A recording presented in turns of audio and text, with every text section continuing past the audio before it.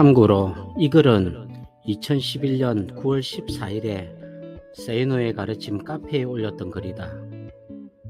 초등학교 교과서에 심청이는 효녀인가 라는 토론학습이 예전에 있었다. 어떤 사실에 대해 상반된 시각이 존재함을 초등 꼬맹이들에게 가르쳐 주고자 하는 의도로 삽입된 내용인 것 같은데 성인들에게도 쓸모는 있다. 심청은 효녀가 아니라는 시각에서 주장되는 내용들은 심청은 자신의 목숨을 바쳐 아버지의 눈이 떠지게 되기를 바랐다고 하지만 눈이 떠진 아버지에게 그게 과연 기쁜 일이었겠는가? 오히려 딸을 잃은 슬픔에 평생 마음 아파하며 살았던 것 아닌가? 효녀라면 평생 아버지를 잘 섬기면서 아버지의 눈이 되어야 한다. 인당수에 가지 말라는 아버지의 만류에도 불구하고 그곳으로 간 것부터가 효녀가 아님을 보여주는 증거이다. 등등이다. 그럴듯하지 않은가? 심청 이야기는 워낙 다양한 판본이 존재하고 있다. 판소리 심청가를 보면 심청은 일은 하지 않고 밥을 빌어먹고 다녔는데 집을 오래 비우면 아버지에게 무슨 사고가 날까 걱정이 되어 그랬었고 밤마다 아버지의 눈이 떠지기를 기도하던 중에 계시를 받아 인당수로 가기로 결심한 것이지 어부들의 꼬임에 넘어간 것도 아니다. 인당수에 빠진 뒤 그녀의 효심에 감동한 용왕이 그녀를 다시 살려서 연꽃에 태워 지상으로 보내게 되는데 마침 지나가던 그의 왕이 그녀를 보고 배필로 삼게 되고 왕비가 된 그녀는 맹인 초청잔치를 열게 되며 그곳에서 아버지를 만나게 되는데 신봉사뿐만 아니라 모든 잡님들이 눈을 뜨게 되며 심지어 눈먼 짐승들도 눈을 뜨게 된다. 모든 판본들은 원선징악이라는 점에서 맥을 같이 한다. 그런데 다음과 같은 판본이 발견되었다고 하자. 심청은 늙은 맹인 아버지를 돌보는 것이 너무나도 지긋지긋하였다. 젊은 나이에 농사일 하기는 싫고 하루 온종일 집안에 틀어박혀 맹인 아버지 수발을 드는 것도 하루 이틀이지 허구한 날 그렇게 사는 것이 정말 지겨웠다.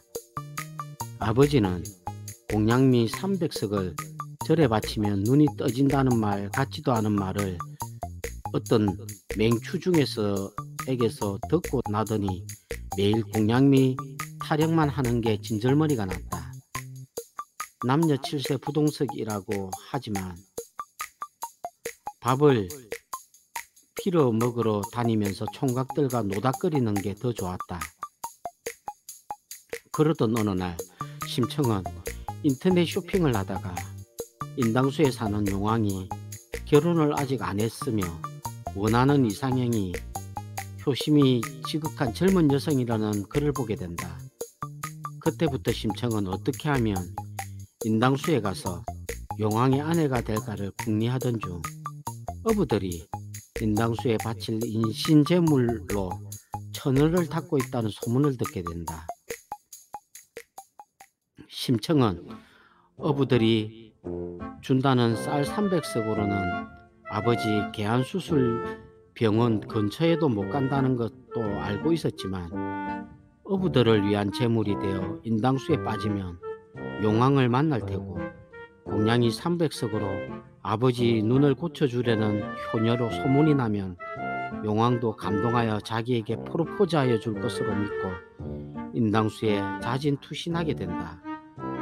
투신 직전 심청은 소문을 극대화시키기 위해 하늘이시여 제 소원은 오직 우리 불쌍한 아버지가 눈을 뜨는 것입니다. 제 소원을 들어주소서 라고 외치고는 물속에 뛰어든다. 이 광경을 바라본 어부들은 눈시울이 뜨거워지면서 각자 블로그에 그 감동적인 이야기를 올리고 여러 포털 사이트에 글을 올린다. 심청이 투신 직전 벗어놓은 다 떨어진 고무신의 모습을 찍은 사진은 각 언론에 보도되어 사람들의 심금을 울리고, 투신 모습을 담은 동영상은 유튜브에 올려져 삽시간에 수백만 명이 보게 된다. 그리하여 심청은 바라던 대로 용왕의 아내가 되게 된다. 용왕의 아내가 되어 수중 골프도 배우면서 장님 아버지에 대해서는 까맣게 잊고 있던 어느 날, 종족 평등 기용 및 소수 어족 배려의 원칙 때문에 어쩔 수 없이 수행원으로 고용한 별주부가 이제는 갖가지 아부를 일삼는가 했더니 뜨끔한 사실을 기뜸하는 게 아닌가. 마마, 비록 제가 지난번 투표에서는 용왕님이 마마를 단계적으로 교제를 하시다가 혼인 여부를 결정하시는 게 좋다고 믿었기에 즉시 혼인에는 반대하였사오나, 이제는 마마의 선의 덕분에 연봉 2억 원의 판공비도 별도로 받는 지위에 있사옵니다. 아래옵기 항송하오나 마마의 이미지는 효녀 심청일진데 이제는 수중 골프와 미용 마사지실 출입은 삼가시고 장님 아버지를 찾아 헤매시며 눈물을 보이시는 게 이미지 관리에 좋을 듯 하옵니다. 그러나 심청이 생각해 보니 아버지가 살던 동네에 왕비 차림으로 가면 동네 사람들이 왜 이제서야 왔느냐, 아버지는 돌봐줄 사람 없어 굶어 죽었다고 비난할 것 같았다. 그래서 대답을 못하고 있는데 별주부가 말을 이었다. 마마, 아버님은 고향에서는 찾지 못하십니다. 제가 육지 동물들에게 연락이 좀 다 이미 알아봤습니다. 마마께서 사용하실 수 있는 예산 중 절반을 이용하여 불우이웃돕기 사업을 하시면서 전국 맹인잔치도 하시면 어떻겠습니까? 그래서 전국 맹인잔치를 하였는데 거기에 뜻밖에도 죽었으리라고 생각한 아버지가 나타난 것이고, 주변의 사람들이 많이 지켜보고 있으니 모른 척 할 수는 없고, 그래서 아이고 아버지 하며 소리치며 달려가 끝까지 효녀 행세를 하였다. 이 이상한 탐보는 물론 거짓이다. 그러나 이 세상은 거짓이 진실처럼 받아들여지는 경우가 허다하다. 특히 대중이 쉽게 그렇게 행동한다. 선전선동을 통해 사람들이 천국을 지옥으로, 지옥을 천국으로 믿도록 할 수 있다. 큰 거짓말일수록 잘 속일 수 있고 쉽게 넘어간다. 히틀러가 한 말이다. 그리고 그 히틀러의 뒤에는 나에게 한 문장만 달라. 그러면 누구든지 범죄자로 만들 수 있다. 99가지 거짓과 1개의 진실을 적절히 배합하면 100%의 거짓보다 더 큰 효과를 낸다고 장담했던 게벨스가 있었다. 사진 몇 장과 함께 유대인들은 가축을 이렇게 잔인하게 도살하는 놈들이다 라고 선전한 나치 제국의 선동에 수많은 독일 대중이 최면에 걸렸던 것을 기억한다면, 심청이가 사실은 용왕이란 결혼하려고 장님 아버지를 버린 나쁜 년이야, 이 문장 하나에 대중은 그녀에게 돌을 던지게 된다는 것을 알 수 있다. 나는 정치에는 관심이 없다. 그러나 미국 소고기 수입 반대 촛불 집회와 나쁜 투표 거부 운동 같은 것은 한국판 괴벨스들의 농간에 대중이 놀아난 전형적 사례들이라고 믿는다. 최근에 교육감 선거 관련하여 선의로 2억을 주었다는 말이 언론에 계속 등장하는 것을 보면서 이 글이 쓰고 싶어졌다. 선의라는 것은 개인적인 이익이나 이해를 조금 더 고려하지 않고 오로지 상대방만을 위한 뜻을 갖고 있는 것을 의미한다고 할 것이다.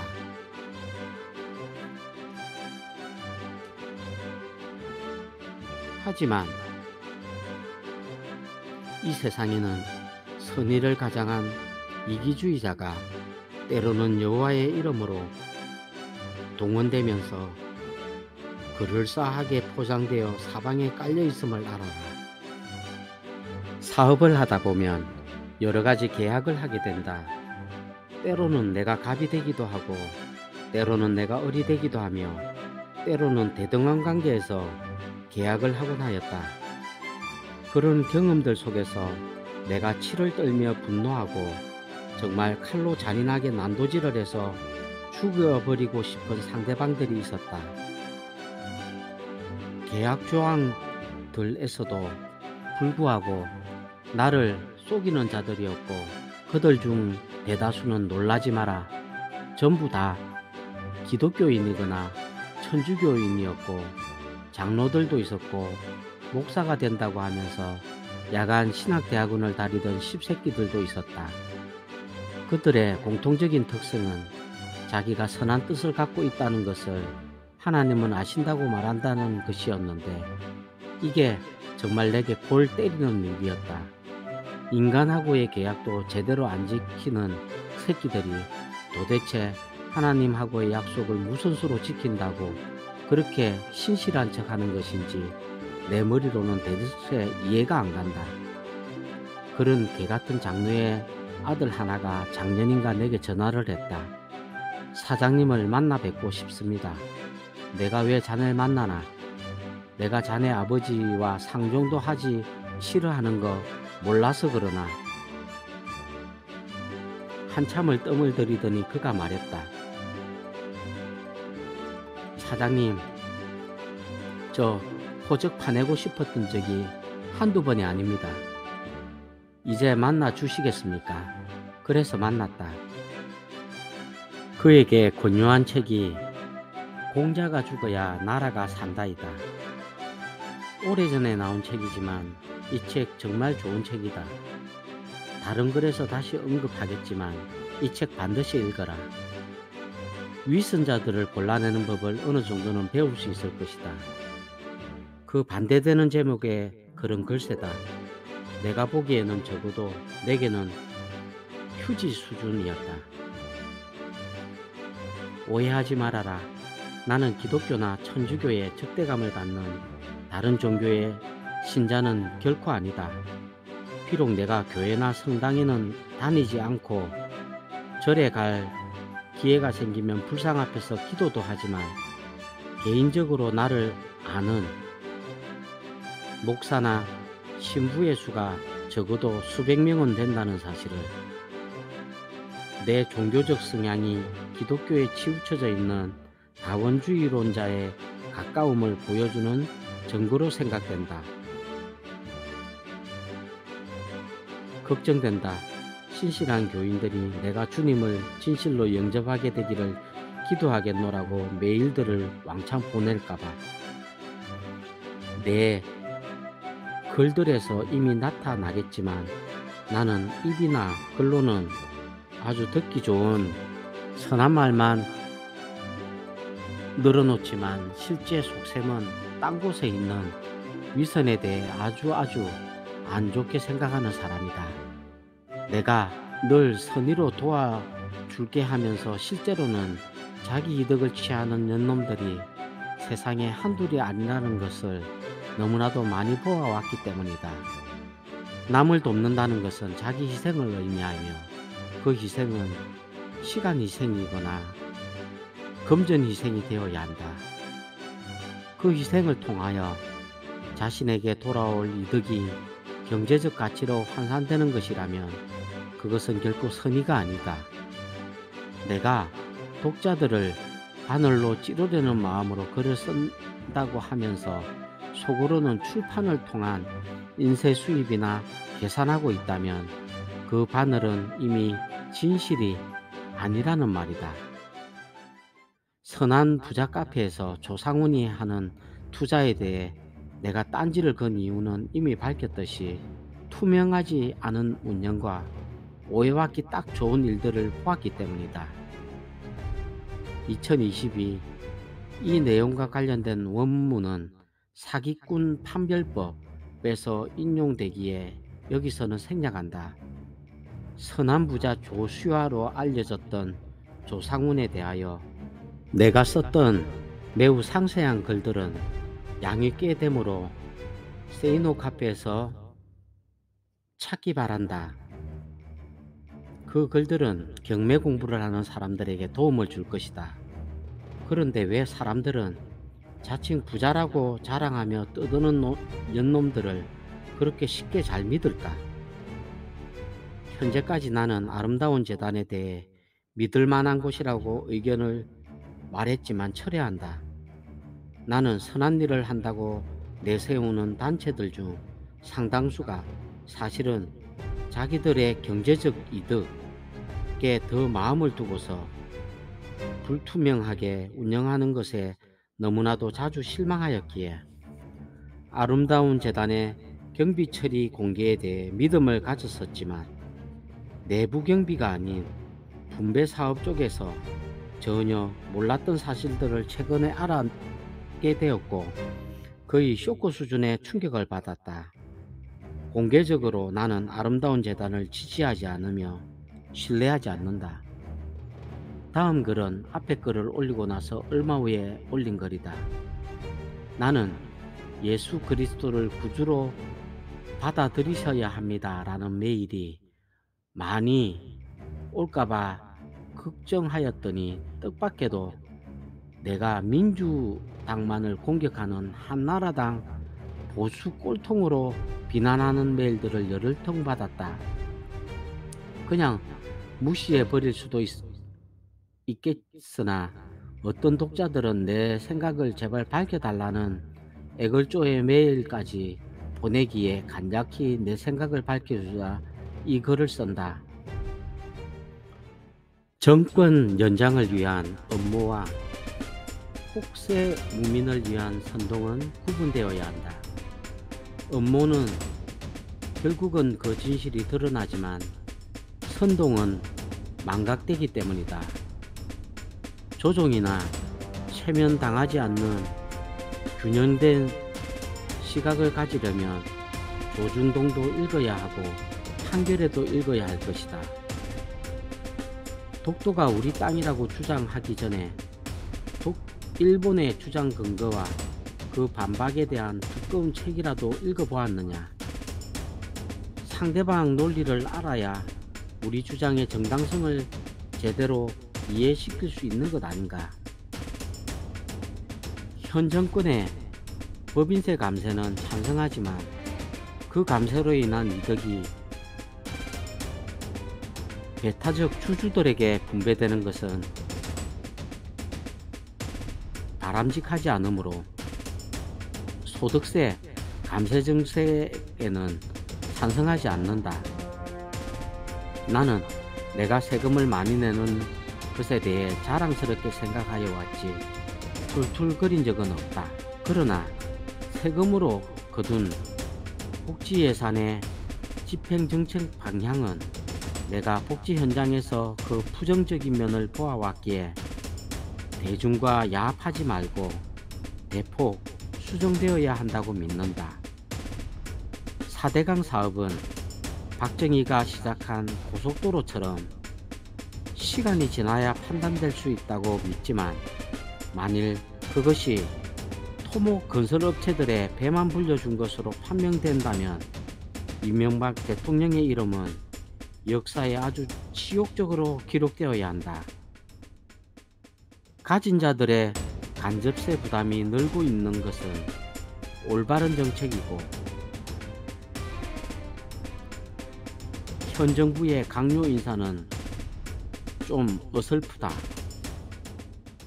2022 내가 부자이기는 하지만 4인 가족 건강보험료가 3, 4년 전 매월 1200만원에 육박하였다. 오래전 건강보험공단에 전화도 하고 메일도 보내고 직원을 찾아가 건의를 한 것이 하나 있었다. 건강보험료를 최고 수준으로 납부하는 경우 그 당사자가 병원을 갔다 오면 하다못해 문자로라도 최근에 진료를 받으셨군요. 조속히 쾌차하기를 바랍니다. 라고 문자라도 보내라는 내용이었다. 그게 어려우면 고액 납부자들의 경우에는 예우 차원에서 특진비 몇천 원을 절반만 부담토록 하는 제도도 건의하였다. 국민으로서 국가에 납부하는 것에 대해 자부심도 갖고 그에 걸맞는 예우를 기대하는 것이 무리일까? 국세를 많이 내면 세금 포인트가 쌓이고 그 포인트를 사용하여 받게 되는 혜택들이 있다. 대표적으로 세금 납부 기한 연장 신청 시 담보 면제를 받을 수 있는데 나 같은 경우에는 40에서 50억 원까지도 가능하다. 지방세 같은 경우는 세금 잘 내면 이택스나 위택스에서 자동으로 성실 납세자로 선정되셨습니다 라는 말이 나오고 사소한 것들이지만 여러가지 다양한 혜택을 제공한다. 반면 건강보험 최고 수준 납부자들에게는 빈말로 감사하다는 말 한번 들은 바 없다. 법에 따라 징수하는 것일 뿐이라는 태도가 영 마음에 들지 않아 하던 차에 정부가 건강보험 적용, 진료 혹은 치료 확대 정책을 펼쳤는데 적어도 내 눈에는 과잉 진료를 통해 의료진의 호주머니를 채워주는 데 이바지할 것으로 보이는 것들도 적지 않게 있었다. 아무리 부자의 건강보험료가 가난한 자의 건강보험료 부담을 덜어주는 역할을 한다고 해도 이건 좀 지나치다는 판단이 들었기에 결국 관련 법을 다 뒤진 뒤 납입하는 건강보험료를 월 400만원대로 확 낮춰버렸다. 내게 방법을 묻지 마라. 세대원 각자가 법인으로서의 근로소득과 개인소득 사업이 있는 경우에만 가능하다. 내가 말했던가 나는 노무현을 지지했지만 그의 경제정책은 잘하였다고 전혀 생각하지 않는다. 김대중 노무현으로 대표되는 민주화 세력에 대한 생각은 더 잘할 줄 알고 찍어주었더니 똑같은 놈들이 왜 저렇게 많으냐로 집약된다. 정작 필요한 개혁은 못하고 똑같은 놈들이 되려고 그렇게 피땀을 흘렸단 말이냐. 현 정권에 대한 판단은 시간이 지나가야 정확히 알 수 있는 것이지만 한나라당이나 민주당이나 50보 100보라고 생각된다. 내가 최근에 음주 후유증이 며칠 갈 정도로 술을 많이 마셨던 상대방은 이름만 대면 알만한 민주당 정치인이었으나 60 가까이 살아오면서 정치에 대해서 내가 내린 결론은 하나다. 믿을 놈이 왜 이렇게 없느냐. 그러니 그만들 하자. 나는 정치적으로 회색이다. 구독과 좋아요는 사랑입니다.